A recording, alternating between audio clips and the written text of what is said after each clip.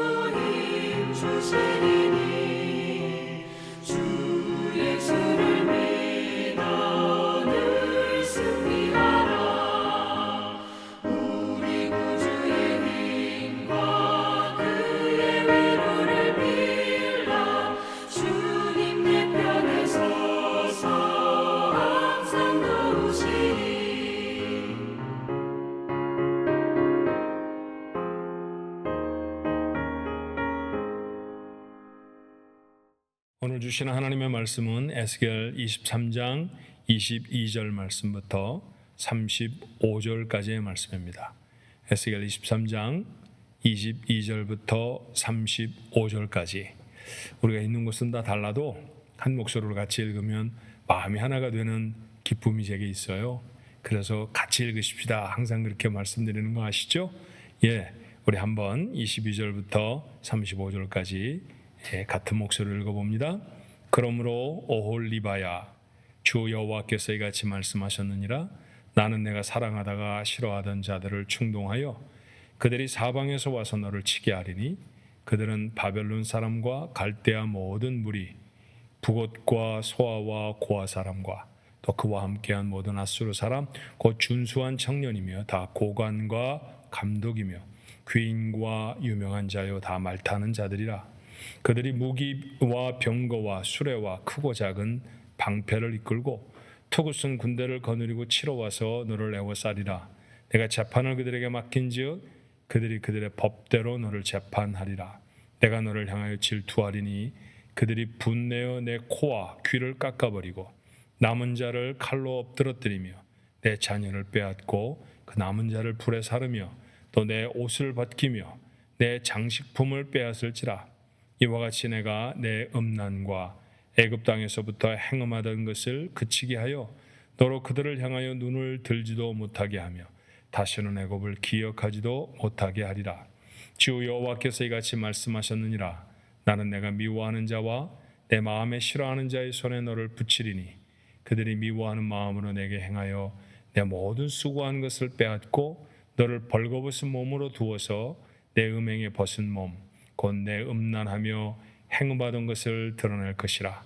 내가 이같이 당할 것은 내가 음란하게 이방을 따르고 그 우상들로 더럽혔기 때문이로다. 내가 내 형의 길로 행하였은즉 내가 그의 잔을 내 손에 주리라. 주 여호와께서 이같이 말씀하셨느니라. 깊고 크고 가득히 담긴 내 형의 잔을 내가 마시고 코웃음과 조롱을 당하리라. 내가 내 형 사마리아의 잔 곧 놀람과 패망의 잔에 넘치게 취하고 근심할지라. 내가 그 잔을 다 기울여 마시고 그 깨어진 조각을 씹으며 내 유방을 꼬집을 것은 내가 이렇게 말하였음이라. 주 여호와의 말씀이니라. 그러므로 주 여호와께서 이같이 말씀하셨느니라. 내가 나를 잊었고 또 나를 내 등 뒤에 버렸은즉 너는 내 음란과 내 음행의 죄를 담당할지니라 하시니라. 아멘. 말씀이 좀 버거워도 우리가 하나님의 말씀을 읽고 아멘 하는 것은 하나님의 말씀 때문입니다. 하나님의 말씀은 1.1획도 변함이 없이 다 이루어지죠. 에스겔에 가신 말씀도 물론 다 이루어졌습니다. 그래서 우리가 조금 불편한 표현들이 있어도 아멘 그렇게 하나님의 말씀을 매짐하는 것이 옳다고 저는 생각이 들어요. 구약에 살았던 성도들, 그들도 하나님을 알았던 사람들이 있었겠죠. 3,000년, 4,000년쯤의 사람들이라고 왜 하나님을 몰랐겠습니까?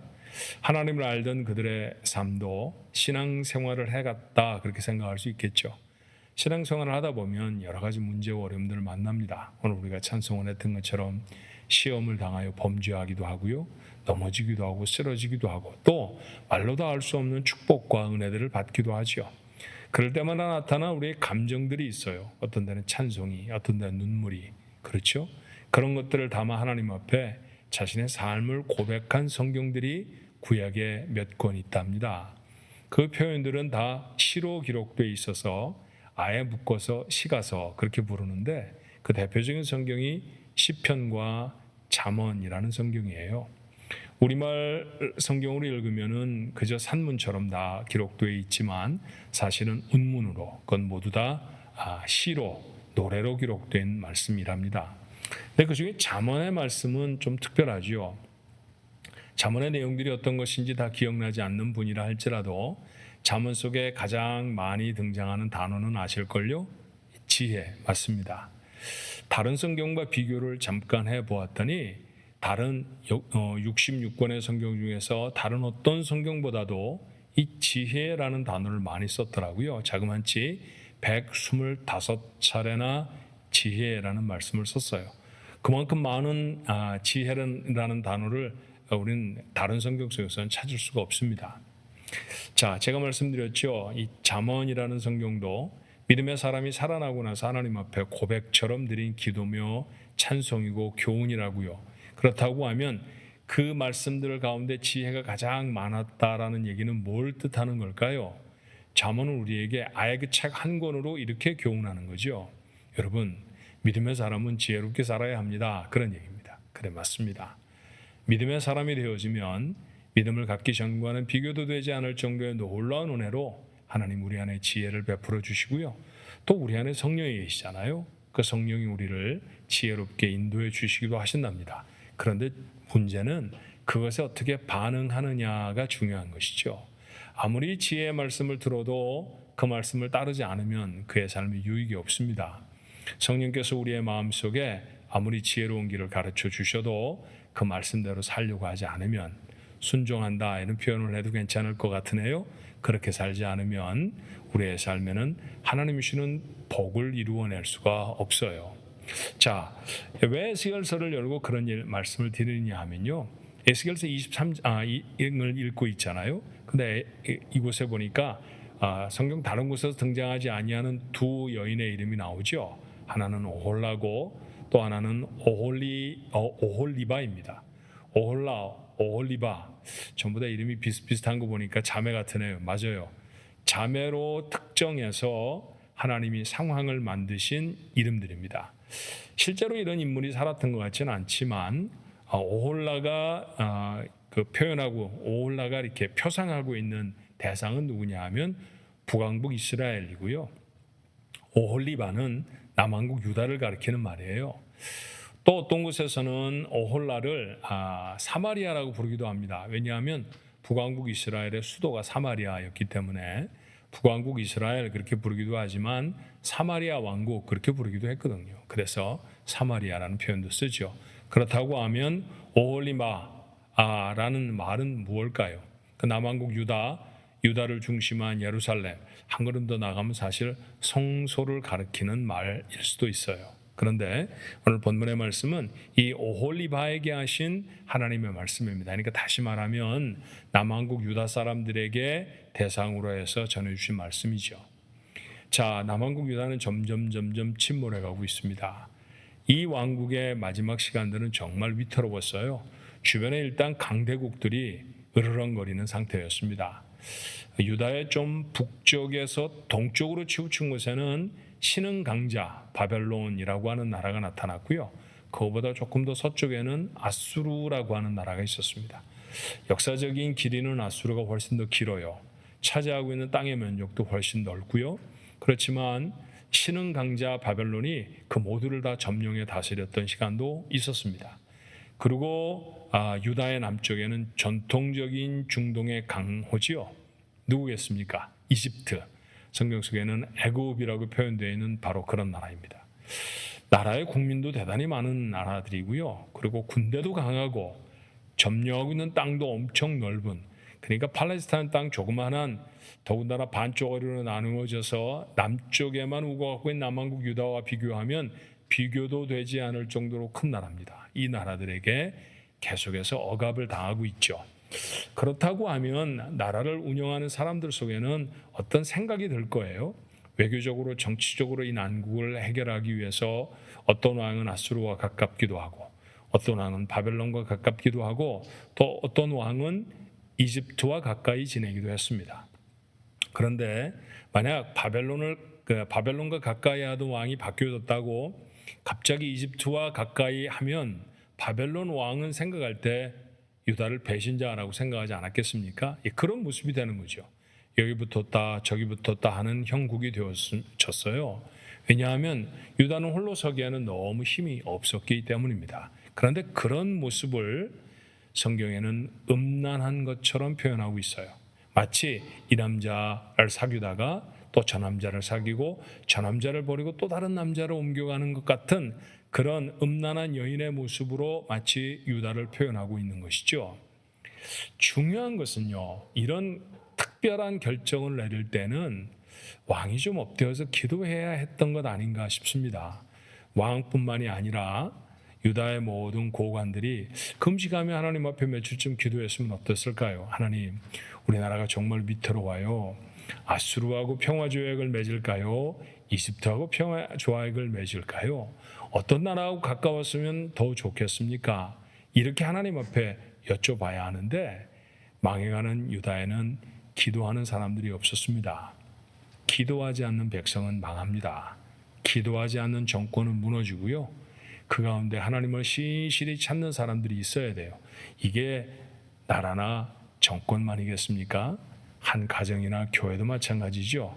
기도하는 사람들이 있는 가정, 그 가정은 반드시 하나님의 복을 받고야 말고요. 기도하는 교회, 아무리 상황이 어려워도 그 난국을 뚫고 나가기 마련이랍니다. 오늘 이렇게 매일 예배에 참여한 여러분들은 기도를 아는 분들이죠. 우리가 예배를 마치고 난 다음에도 우리는 한 20-30분 동안 기도하지 않습니까? 간절히 기도해 주십시오. 여러분의 입술에 담기는 간절한 기도가 하나님의 마음에 감동이 될 줄로 믿습니다. 자, 결국에는 남왕국 유다는 바벨론에 멸망하고 말아요. 23절의 말씀에 보니까 그 멸망의 주체가 바로 바벨론이라는 얘기를 적시하시죠. 그들은 바벨론 사람과 그러셨습니다. 그 사람들이 너를 다 쳐서 너를 무너뜨리게 할 것이다 라는 얘기입니다. 아니, 정치 좀 잘못했다고, 외교 좀 잘못했다고 하나님이 이렇게 벌하시나, 정치적으로 잘못해서 외침을 받는다든지 아니면 외교를 잘못해서 다른 나라에게 손해를 본다고 하면 이해를 하겠는데 뭐 하나님까지 이렇게 우리를 나무라시나, 여러분 그렇게 생각하십니까? 근데 그렇지 않지요. 30절의 말씀을 볼까요? 내가 이같이 당할 것은 내가 음란하게 이방을 따르고 그 우상들로 더럽혔기 때문이라, 그렇게 말합니다.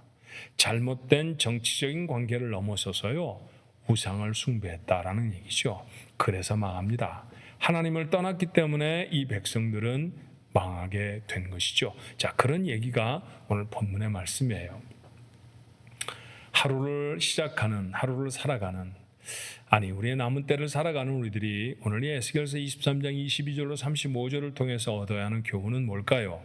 저는 여러분에게 두 가지를 나누고 싶습니다. 그 첫 번째는 어떤 일을 하고 나서 하나님 도와주세요 하지 말고 어떤 일을 하기 전에 하나님께 기도하는 것이 필요합니다. 하나님께 묻는 것이 필요하죠. 다윗이 한참 전쟁에 승리하던 때 그는 아주 노련한 그런 장수였죠. 그런데 전쟁을 하기 전에 하나님 앞에 반드시 물었습니다. 하나님 올라갈까요? 하나님 올라갈까요? 몇 번이나 묻잖아요.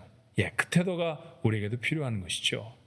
이스라엘 백성이 애굽과 가깝기 전에, 바벨론과 가깝기 전에 아수르와 화평 조약을 맺기 전에 하나님 앞에 물었으면 얼마나 좋았을까요?